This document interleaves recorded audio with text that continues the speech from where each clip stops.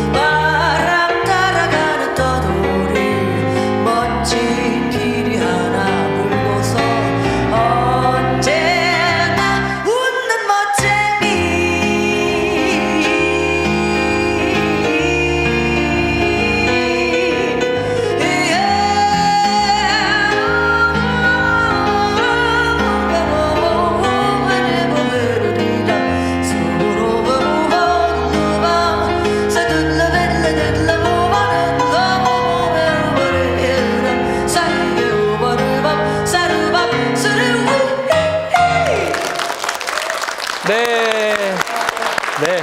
자, 멋진 무대로 토크 콘서트 문을 열어준 말로 씨, 감사합니다. 감사합니다. 네, 앉아주세요. 아니, 이게 피리 부는 사나이인데 송창식 아닌가요? 네. 근데 말로 씨가 하니까 외국 노래 같아요. 너무 재밌게 잘 들었고요. 이 자리 어떤 자리신지 아십니까, 말로 씨? 네, 노동자들 특히 해고 그리고 파업에서 지금 고생하고 계시는 분들을 모시고 그 문제점에 대해서 얘기해보는 자리로 들어서요. 네. 저도 배우는 자세로 오늘 왔습니다. 맞습니다. 재즈하고 노동하고 연관성이 있습니까? 처음에 재즈가 됐던 때에 예. 블루스라는 장르에서 이제 파생이 됐는데 블루스가 그 흑인들이 그때 받았던 탄압 그리고 그 어떤 힘들었던 일들 그런 거에서 시작된 음악이기 때문에 흑인들이 노동할 때도 많이 불렀었고요. 그 나중에 60년대에 가서는 미국의 인권운동하고도 연결이 돼서 많은 뮤지션들이 인권을 얘기하면서 재즈와 블루스를 했었죠. 그래서 블루스나 재즈가 흑인 가요로 이렇게 연관성이 있는지는 저도 오늘 알게 됐습니다. 자, 오늘 노동자 하면 정말 할 말이 많은 분이 계십니다. 이분을 빼놓고는 할 수가 없는데요. 자, 한번 볼까요? 우리 비정규직 문제에 대해서는 국회나 정부는 제가 봤을 때 거의 직무유기 정도로 아무것도 안 했다고 보고요. 손해배상 청구라고 하는 것은 노조를 파괴하기 위한 수단으로 이게 악용이 되고 있는데 이제는 국회나 정부가 법제도 개선 이런 부분을 좀 해야 되지 않느냐. 네, 권지수 변호사님.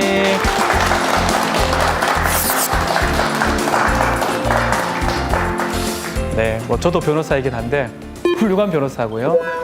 저는 돈을 쫓는 그건 아니고 하여튼 다시 한번 권두섭 변호사님 박수 좀 부탁드리겠습니다. 자, 노동자 편에서 변호사 업무를 하는 권두섭 변호사인데 1997년도에 IMF 때 그때 사법시험 합격해서 그때부터 공부는 안 하시고요. 공부는 하셨습니다. 계속 노동 상담을 해왔었고요. 그때부터 20년 이상 지금 동안 계속 노동 관련된 변호사 업무를 지금 하고 계십니다. 변호사님, 지금 노동 문제가 중요한 이유 뭐가 있을까요? 지금만 중요한 건 아니죠. 항상 중요한데. 항상 중요하죠. 지금 통계청의 그 조사에 보면 그 임금 노동자가 한 2,100만 명 정도 됩니다. 그리고 670만 명이 이제 그 비임금 노동자라고 해서 이런 뭐 1인인데 내가 자영업자처럼 사업자로 돼 있어서 이렇게 일하시는 분들, 그 노동자들이 부양을 하고 있는 가족까지. 자녀라든지 또 뭐 모시고 있는 부모님도 계시잖아요. 그렇게 생각하면 우리나라의 대부분의 사람들이 어떤 노동을 해서 그렇죠. 살아가고 생존을 유지해가고 있는, 그러니까 이 노동자들이 본인이 일을 하고 적정한 정말 생활을 할 수 있는 적정한 임금을 받을 수 있느냐, 또 죽지 않고 안전한 환경에서 이렇게 우리가 일을 할 수 있느냐, 이런 굉장히 중요한 매우 중요하다. 5천만 인구 중에 2,800만 정도가 다 노동자예요. 여기 있는 대부분 저 멀리 다 대부분 노동자입니다. 그렇기 때문에 또 중요하고 사회적으로도 많이 문제가 되는 것 같습니다. 자, 이거 지금 이 자리에도 노동자들 많이 지금 계십니다. 다 노동자, 저도 노동자입니다. 법률 노동자. 그런 용어는 없습니다. 다 재즈 노동자세요? 네. 일용직 노동자. 다 노동자세요. 다 노동자. 우리 객석에 오늘 많은 분들이 바쁘신데도 나와주셨습니다. 화물 자동차 노동자, 또 쌍용 자동차도 계시죠. 환경 노동자도 계시고요. 공공운수 노동자도 계시고요. 자, 치열한 현장에서 또 투쟁을 또 하고 계시는 분들이기도 한데요. 영상 잠깐 보겠습니다.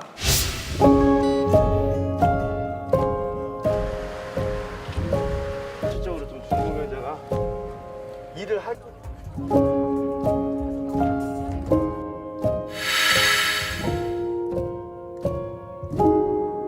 임금이라고 하는 것도 뭔가 어떤 근거가 있어야 되는 거잖아요. 업무가 끝나면은 주말에도 또 불려 나가고 바라는 건 그거밖에 없어요. 정년까지만 일할 수 있으면 좋겠다.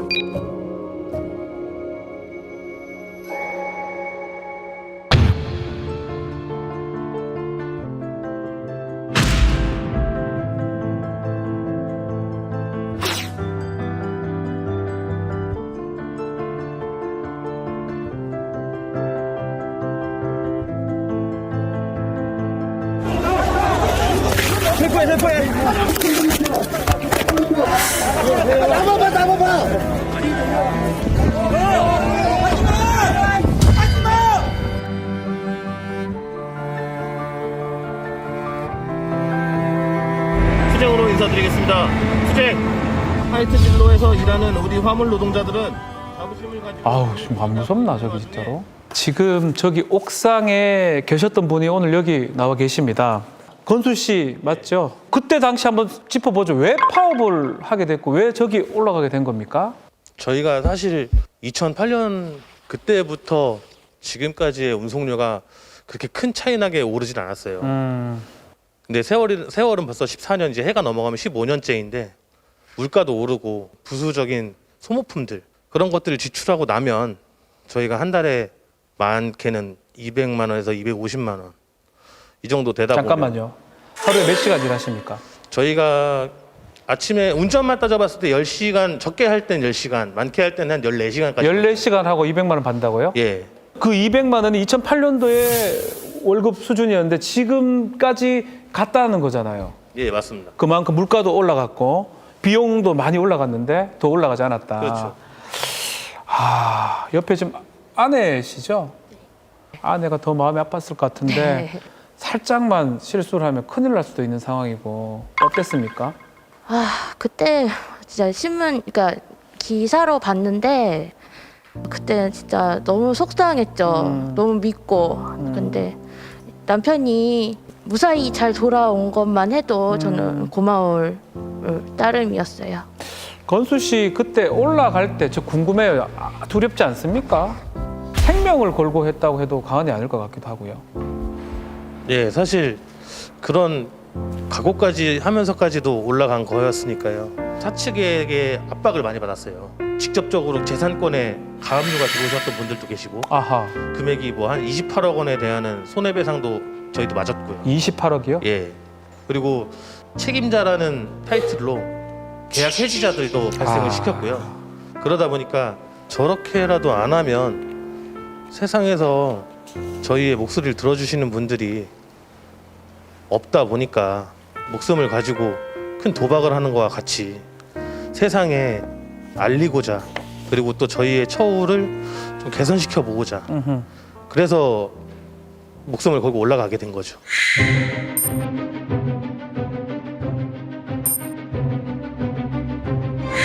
변호사님, 지금 얘기 들으면 28억 얘기가 나오거든요.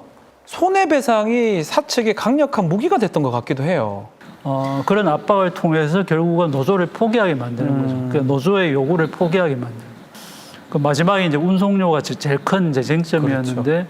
합의된 내용이 사용자 사측이 최초에 자기들 안으로 제시한 안으로 합의가 된 거예요. 그대로 된 거네요. 처음에 했던 걸로. 그런 건 네, 합의가 아니잖아요. 그럼 사실상 그걸 무기로 해갖고 처음에 사측이 제시한 안으로 그렇죠. 합의가 된 손배 거네요. 가압류는 진행이 되고. 치하해주겠다 이렇게 합의 그걸 이제 조건으로 그걸 해가지고 조건으로. 사실 자기들의 요구를 관철을 한 셈이죠. 지금 말로 씨 화나신 네. 눈물 화나신 거예요? 슬프신 거예요? 분노하고 있죠. 분노하시는 분노. 거죠. 되게 사악하다. 이 구조가 되게 강자가 자기의 이익을 얻기 위해서 필요한 거를 다 쓸 수 있고 약자는 당할 수밖에 없는 구조라는 생각이 자꾸 들어요. 회사의 28억은 큰 돈이 아니지만 개인의 28억은 고통스럽고 놀라운 금액이거든요. 그렇죠. 변호사들도 겁이 납니다, 사실은. 까딱하다가는 이거 다 물어줄 수가 없어요. 아니, 그리고 저는 노동자들이, 저도 노동자라고 스스로 생각하지만 왜 최저임금만 받고 살 수 있도록 이렇게 허덕이면서 살 수 있도록 구조가 되는지 정말 속상해. 진짜 그래서 답답하고. 분노의 눈물이시군요, 네. 말로 씨. 이 손해배상이 또 장기적으로 이어지는 곳이 하이트 진로 말고도 또 있습니다. 쌍용 자동차가 지금 국가가 손해배상을 했고요. 지금 여기도 그 얘기입니다.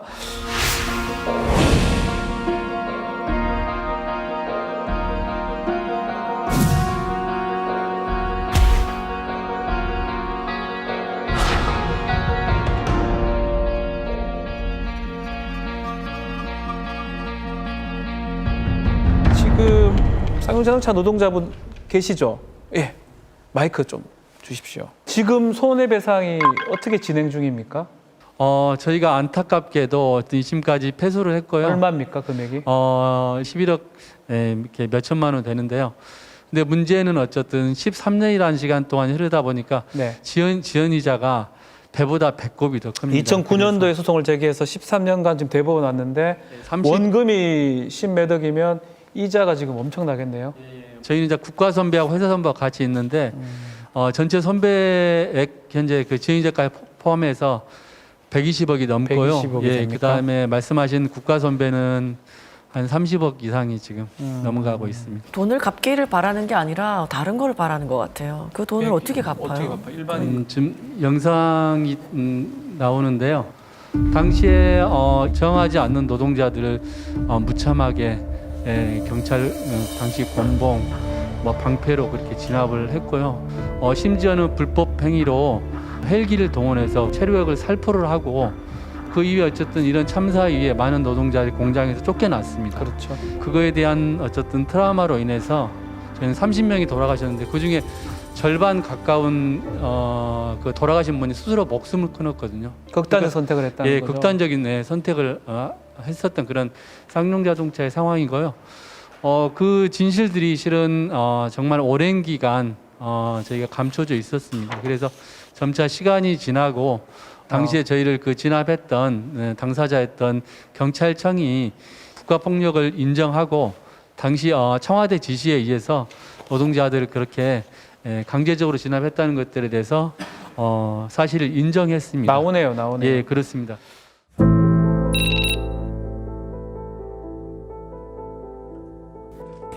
과거 경찰의 법 집행 과정에서 목숨을 잃거나 큰 고통을 받았던 피해자들과 그 가족들에게 진심 어린 사과의 말씀을 드립니다.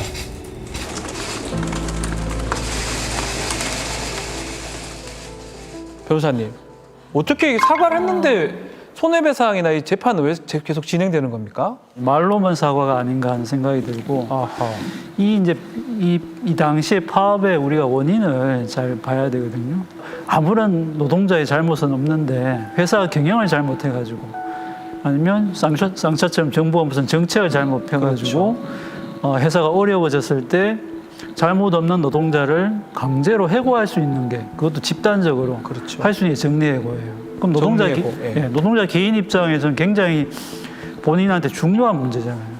근데 이걸 노동조합이 거기에 우린 반대한다. 응? 정리해고하기 이전에 다른 방법을 모색해보자. 우리가 고통을 분담하겠다. 뭐 임금을 삭감하겠다. 응? 무급으로 순환 휴직하면서도 우리 같이 함께 살자. 당연히 노동자 입장에서 그렇게 할 수밖에 예, 예. 없겠죠. 이런 요구를 내걸면서 교섭을 하거나 파업을 하면 그걸 불법이라고 합니다. 그걸 불법이라고 영업 방해가 되는 거예요.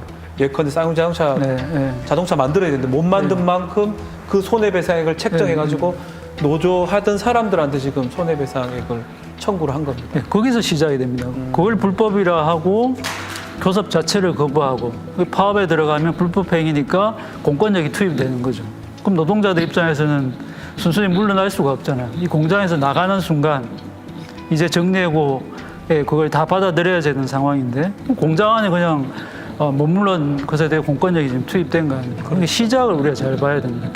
나중에 나타난 이것만 봐서는 안 돼요. 그리고 앞에 만약에 정부가 정책을 잘못한 자신들의 책임을 온전히 졌다면 또 정리해고에 대해서 노동자들의 파업권이 제대로 보장이 됐다면 교섭으로 뭔가 해결이 됐을 수도 있겠죠. 적정한 수준에서 그죠. 근데 이제 그게 다 불법으로 막혀 있기 때문에 결과적으로 이렇게 된 거거든요. 네. 지금 쌍용자동차도 지금 몇백억, 뭐 수십억 돼 있는데 쌍용자동차 말고도 지금 대우조선해양이죠. 네, 네. 여기도 지금 금액이 많은 손배 가압류가 걸려 있는 걸로 알고 있습니다. 470억 지금 소장이 들어가 있는 상태고요. 여러분들 기억하실지 모르겠지만 대우조선에서 예. 대대적으로 보도 자료를 내면서 주장했던 게 손해가 8천억이 생기고 있다고 주장했습니다. 그렇죠. 저도 본 것 같아요. 언론에. 터무니없는 그런 주장을 예. 해서 결국 그 노동자들이 그 파업을 포기하게끔 만들기 위한 어떤 변호사님이 그 8천억을 그 조합원들이 다 갚으려면은 400번인가 환생을 400번 환생을 해야 된대요. 해서 400번 환생이 되나? 뭐 되게 40년간 평생 일해서 한 푼도 쓰지 않고 갚으면 어이가 없네요. 지금 대우조선 간에 보니까 2009년 이후에 손해배상 청구액이 2,753억입니다. 아니 근데 법이 왜 그렇게 하도록 가면 놔둬요? 그게 말이 안 되는데? 또 이게 유독 이전 세계에서 한국만 이게 우리나라만 이런 우리나라만 거예요. 그렇다. 네.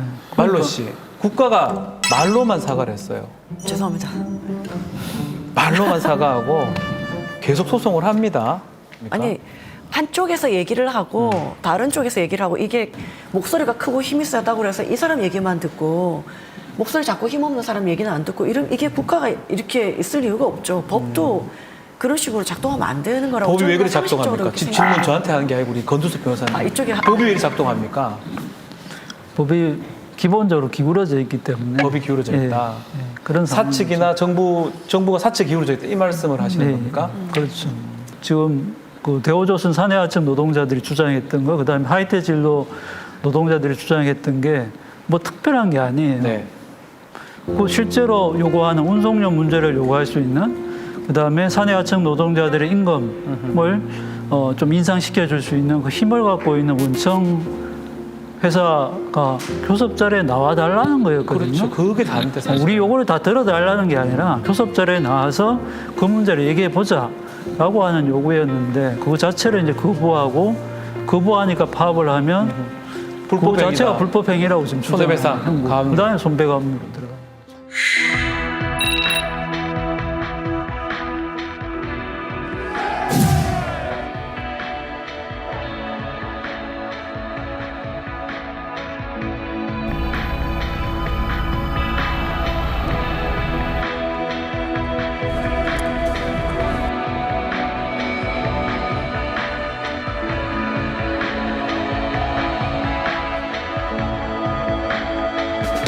먼저 실상 저희가 파업이 좋아서 아니면 투쟁이 좋아서 하지는 않습니다. 저희들 일하는 현장에서 정말 웃으면서 일하고 싶거든요. 그런데 저희들 어쨌든 노동군 자체가 보장되지 않기 때문에 그런 현실인 것 같고요. 그런 것들이 어쨌든 좀 잘 반영됐으면 좋겠습니다. 감사합니다. 자, 말로 씨, 우리 김종욱 조합원님 말씀 들었죠? 네. 어떻습니까? 그냥 저는 절망스러울 것 같아요. 이게 사실 법도 사람들이 잘 살았으면 좋겠다, 행복했으면 좋겠다는 생각을 가지고 만들어져야 되잖아요. 그런데 사람들이 그 힘들고 이럴 때 기댈 수 있는 게 법이라고 보통은 생각할 수 있는데 지금 같은 경우는 법이 사람을 죽이려고 만들어졌나? 약자를 위한 법이어야 되는데 네. 아니라는 거죠. 그러니까 없는 사람들이 더 못 살게 굴도록 법이 작용을 하는 그런 모습 같고 빨리 뭔가 조치를 취해야 될 것 바뀌어야 같고 된다. 예. 예, 바뀌어야 된다. 되게 시급할 것 같아요. 알겠습니다.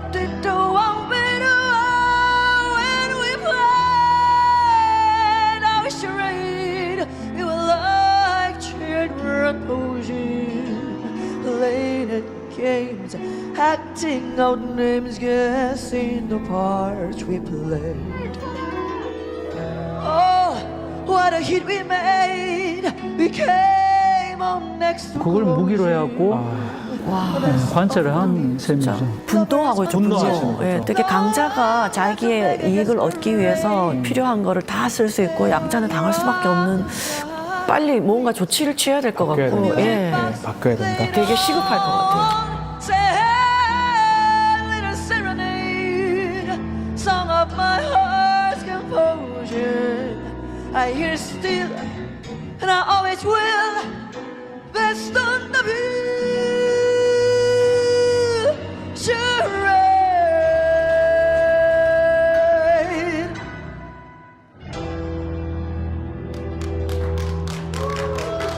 고용노동부가 이 손해배상 소송 관련돼서 실태조사를 했는데 이거 실태조사 비판의 목소리가 좀 많은 것 같아요, 변호사님.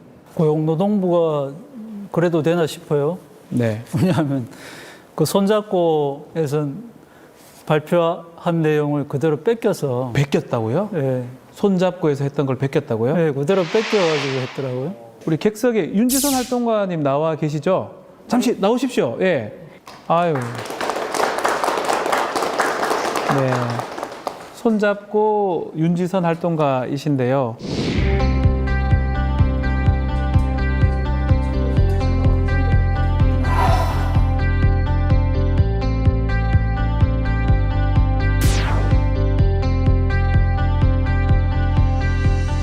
불법이라는 법원의 판단이 있기도 전에 손해배상 청구를 먼저 합니다. 사측의 주장만으로 소송이 가능하거든요.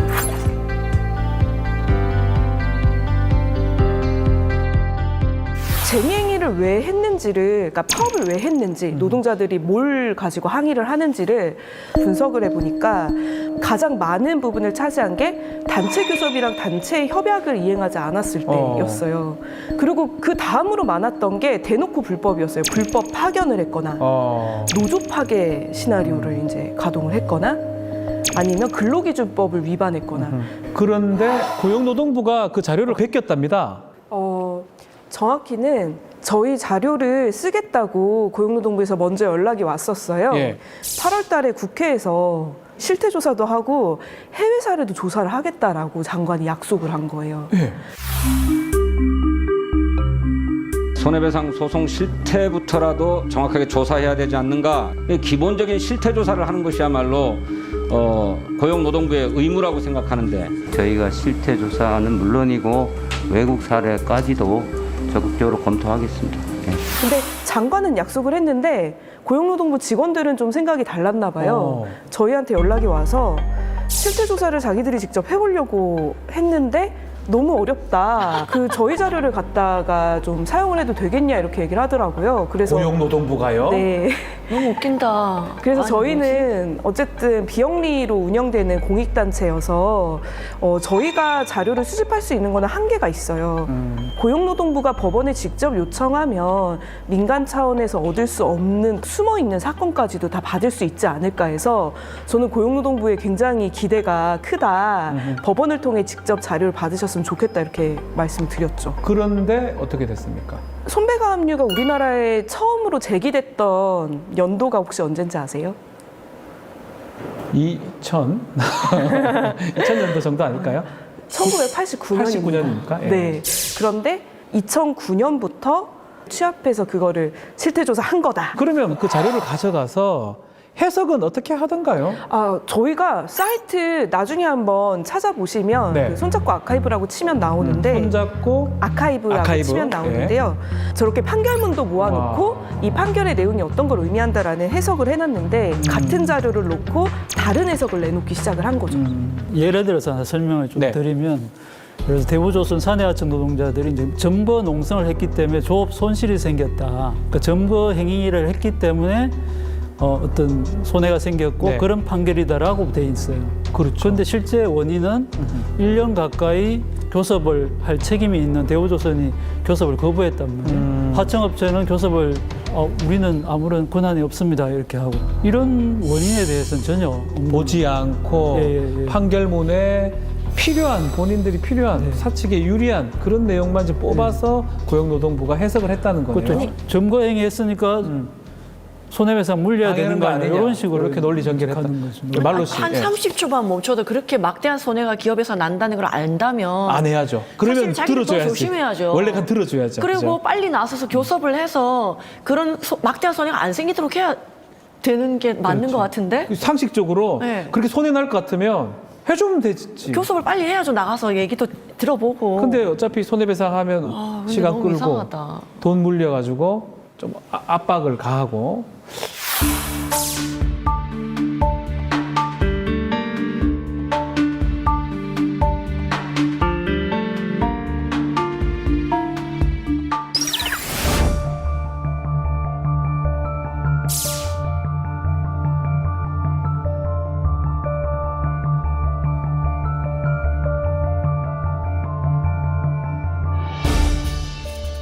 저희는 차라리 저희의 어떤 분석 내용을 부정하고 싶다면 그걸 부정하는 근거라도 있었으면 했어요. 그런데 실태조사 내용에는 그런 근거조차 없었습니다.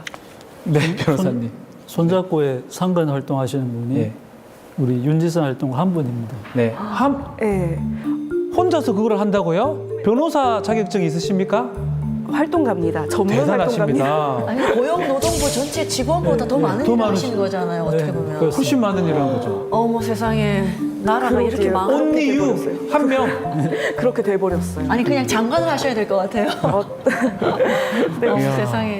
저희 그 사이트를 만들어 놓고 6월 30일까지는 사람들이 많이 관심이 없어서 그렇게 홍보도 따로 하지 못했었는데 고용노동부가 그런 식으로 저희 아카이브 자료를 갖다 썼다고 대대적으로 홍보까지 해줘서 네, 사이트가 그 이후에 기사화가 좀 많이 되긴 했습니다.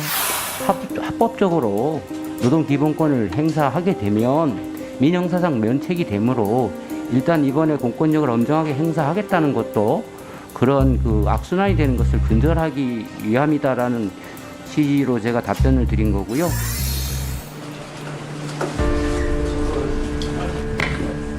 네, 안녕하십니까. 한국노총 이정식입니다. 노동조합은 민주주의의 학교라고 하고 있습니다. 노동조합은 민주주의의 본입니다. 전 세계 노동조합의 총연합단체인 세계노총 ITUC는 한국의 노동인권 상황을 세계에서 꼴찌로 분류했습니다. 노동조합 운동을 하다가 구속되고 자유형을 선고받는 나라가 세계 어디에 있겠습니까?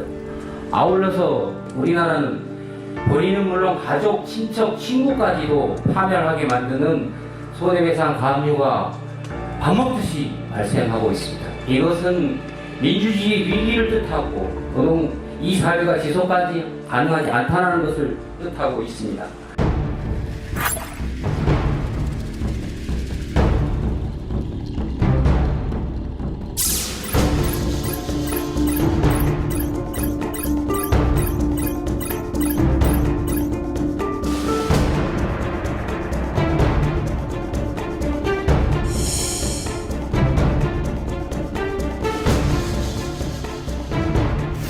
해외 얘기를 좀 하지 않을 수가 없는데 해외는 어떻습니까? 손해배상 청구를 하거나 하는 경우들이 있습니까?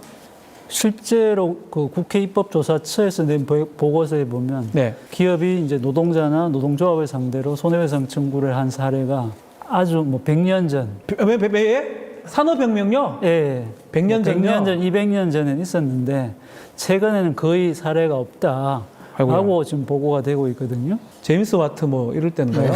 그러면 외국에는 지금 이렇게 기업이 노동자 개인을 상대로 손해배상하는 경우는 최근에는 거의 없다라는 겁니까? 그러니까 노동사업권이 제대로 보장돼 있는 거죠. 비정규직 노동자들이 그러니까, 예. 교섭을 제대로 그런 할 수 있고. 헌법이 있는 나라라면. 그렇죠. 그래서 제가 또 이제 민주노총이 있으니까 외국에서 네. ILO나 뭐 네. 국제 그런 단체에서 노동기구, 예. 여러분도 오시잖아요. 네. 그분들이 이제 한국의 상황을 들어보고 가장 이상하게 생각했던 부분이 왜 한국은 노동자들이 파업하면 구속되고 형사처벌 받느냐 이게 첫 번째고. 그게 이상하다는 거예요? 네, 이상하다. 두 번째가 어떻게 회사가 이렇게 노동자들, 노동조합을 상대로 손해배상 청구를 할 수가 있느냐 이걸 물어보시는 거예요. 그래서 제가 거꾸로 물어봤죠. 왜 당신네 나라는 손해배상 청구를 하지 않느냐? 뭐라 그럽니까? 궁금해요.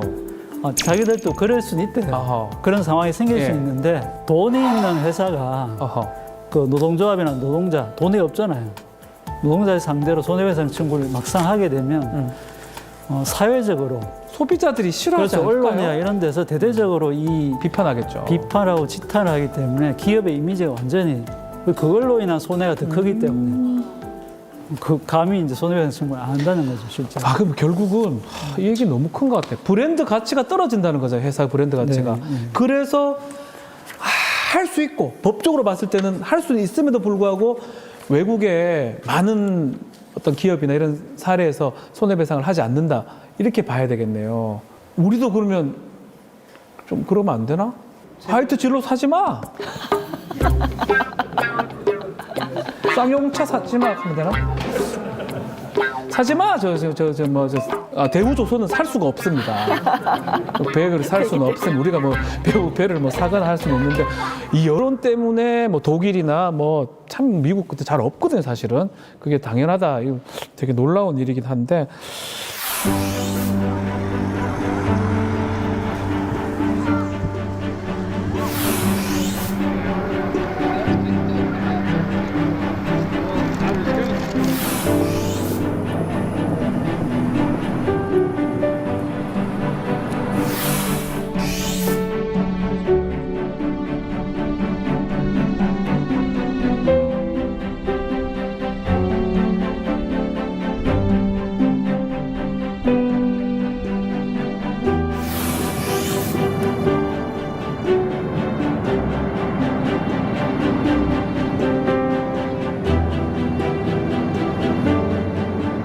변호사님, 우리나라는 기업이 이렇게 노동자한테 손해배상이나 이렇게 하는 게 헌법에 반하는 거 아닙니까? 그렇죠. 이제 단결권, 단체 교섭권, 단체 행동권 이렇게 이제 그게 노동 3권이죠. 예, 3권이라고 하고 있잖아요.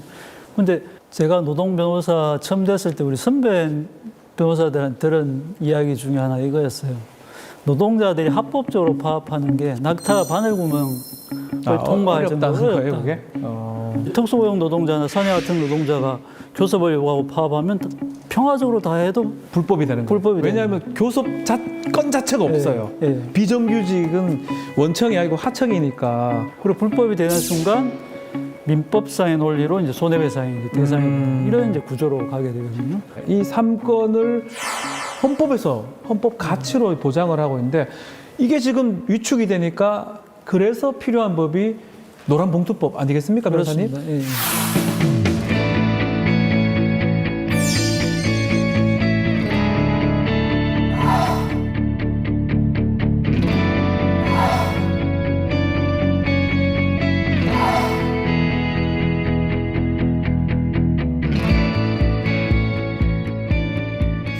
원인 제공.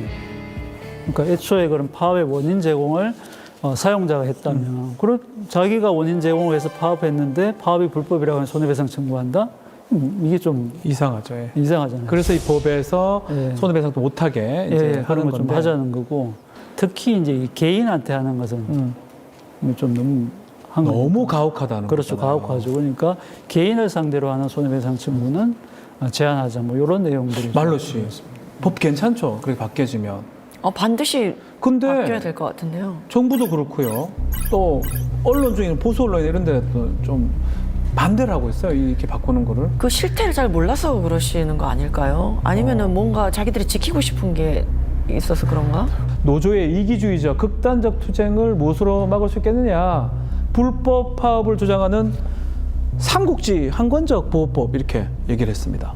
저는 반대로 주장하고 싶은데 그동안 대부분의 어떤 정당한 노동자들의 활동이 불법화되어 있는 것을 좀 원상으로 정상화시키잖아요. 차라리 정상화시키려면 합법적으로 할 수 있게 하자.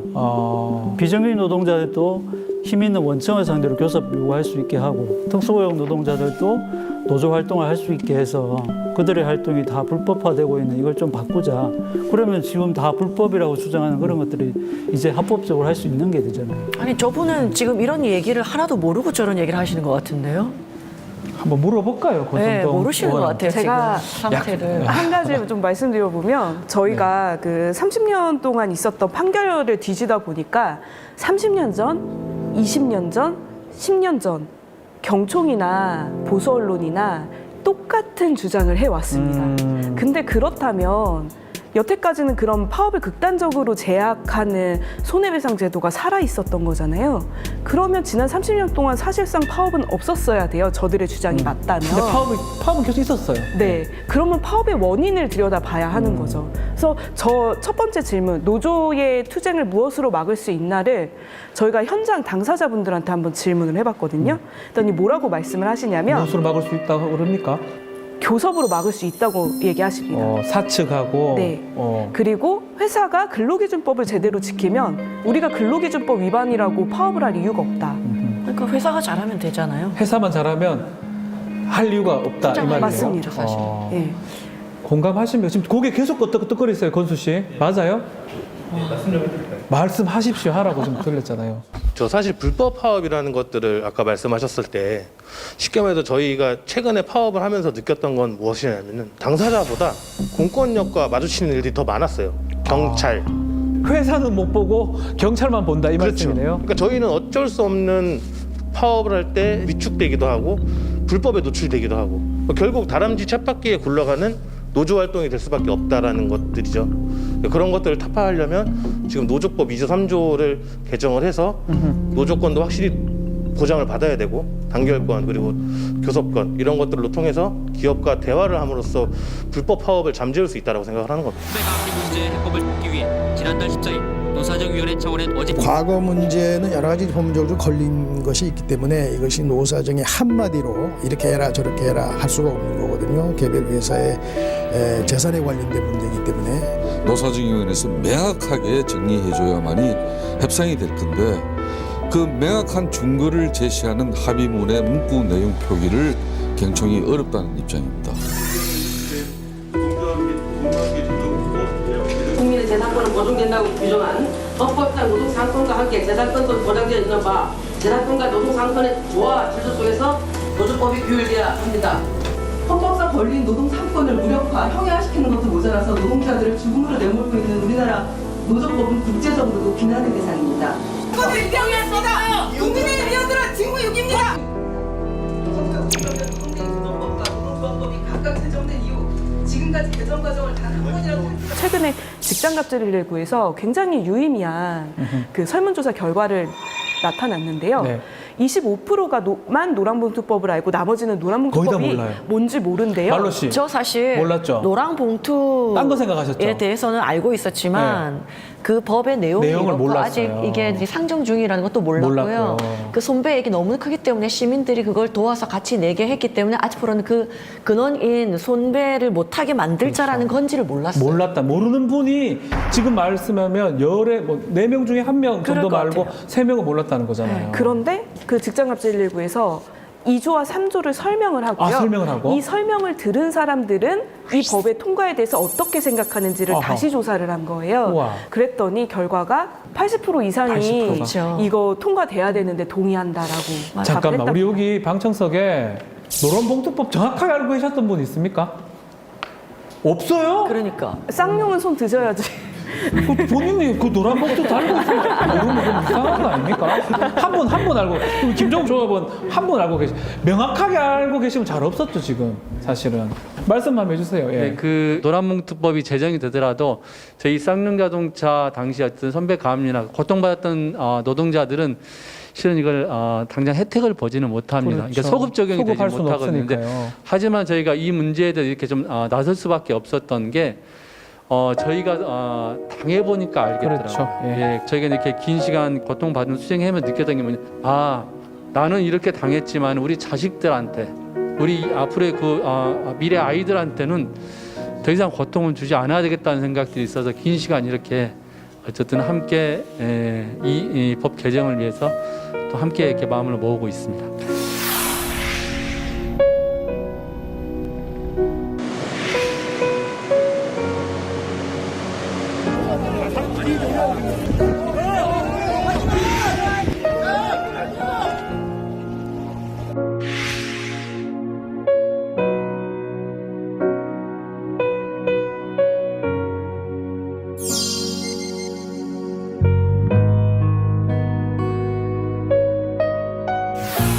오늘 열린 8인 정치회담에서 민정민주 양당 대표들은 단체 행동권의 행사를 법률로 정하도록 한 유보 조항을 삭제함으로써 근로자의 노동 3권을 완전 보장한다는 민주당 측 안에 합의했습니다.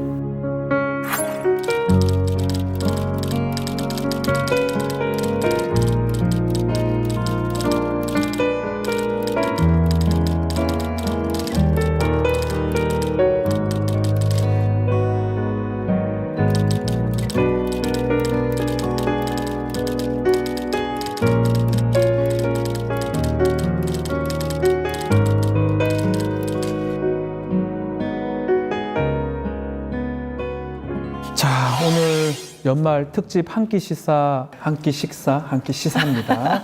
자, 우리 변호사님 마지막으로 말씀 좀 부탁드리겠습니다. 네. 그 2003년에 손배가압류 관련해서 토론회가 한번 있었습니다. 네. 그리고 2013년에 또 토론회가 한번 있었고요. 그리고 또 10년이 지난 지금이거든요. 굉장히 오래된 문제입니다. 그래서 이번에 법이 개정이 돼서 해결됐으면 하는 그런 바람을 가지고 있습니다. 우리 윤준 활동가도 마지막으로 말씀 부탁드릴게요. 저희 그 노란봉투 캠페인 첫 제안한 첫 기부자 그 배춘환 씨가 하셨던 말씀인 최근에 인터뷰에서 하신 말씀이 저 마음에 너무 울렸는데 그때는 47,000원씩 10만 명이 내면 저 노동자를 살릴 수 있다는 생각을 했는데 8년 지난 지금은 47,000원을 100만 명이 내야 되는 대우조선해양 470억이 됐잖아요. 그래서 지금 이 법을 개정하지 않으면 우리가 470억이 다시 4,700억이 되지 말라는 법이 없다. 이런 말씀을 하셨어요. 그래서 그 얘기를 듣고 그렇구나. 우리가 2014년 그때 법을 개정했더라면 지금 하이트진로 노동자들이나 대우조선해양 노동자들이 이렇게 고통받지는 않았겠구나라는 생각이 들더라고요. 그래서 여러분 지금입니다. 네. 그게 4조 7천억이 될 수도 있고요. 알겠습니다. 우리 말로 씨가 오늘 제가 제 느낌이 몰라도 눈물이 좀 고여 있는 그 분노의 눈물인지 슬픔의 눈물인지 모르겠어요. 좀 공감을 많이 하거든요. 그래서 아까 얘기 들었을 때 제가 화면도 보고 이러면서 너무 속상함이 밀물처럼 밀려왔던 것 같아요. 그래서 노래해야 돼서 이게 목 잠기면 안 돼가지고 좀 컨트롤했습니다만은 너무 속상했고 그리고 아마 지금 당사자들이 경험한 그거의 절반의 절반만큼도 보통 시청자들이나 저 같은 일반인들은 모를 수 있고 현업이 없기 때문에 그리고 그걸 공감하기가 되게 어려웠고 또 이제 법 같은 것도 잘 모르고 하니까 노동법이나 지금 노란봉투법의 실태도 모르고 근데 오늘 이 자리에 나와서 여러분 얘기도 제가 듣고 선생님 얘기도 듣고 변호사님 얘기, 활동가님 얘기 다 듣다 보니까 진짜 한 끼 식사를 든든하게 한 것처럼 뭔가 제가 모자랐던 생각들이 많이 채워지고 앞으로 어떤 일들을 내가 내 힘으로 더 할 수 있을까 이런 것도 많이 생각해 보게 된 것 같습니다. 네, 알겠습니다. 자, 파업은 끝났지만 손배나 가압류로 노동자들이 끝까지 많이 힘들어하고 또 뭐 극단적인 상황에 몰리는 경우가 많습니다. 노동자, 기업 모두가 행복할 수 있는 노란봉투법 새해에는 좀 통과되기를 바라면서 자, 연말 특집 한 끼 시사 특집 토크쇼 여기서 마무리를 하겠습니다. 함께해 주신 여러분 감사합니다.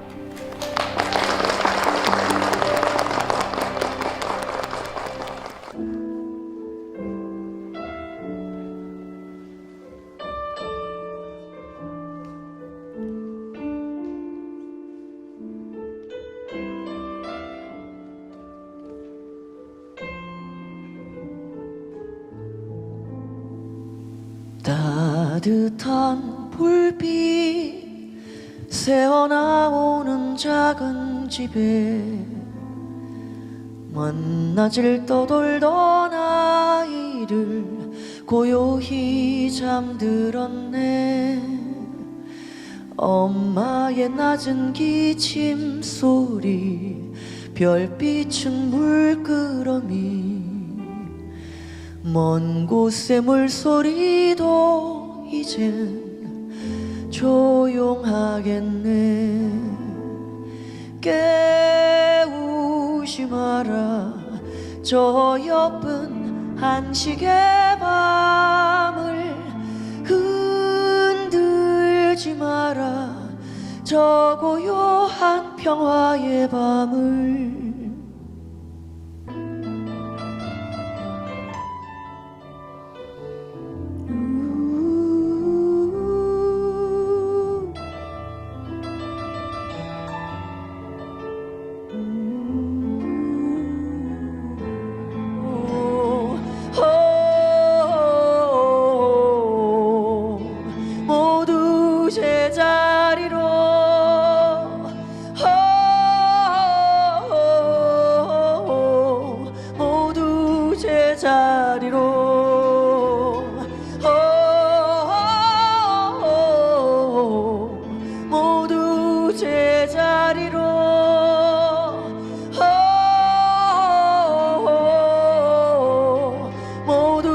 제자리로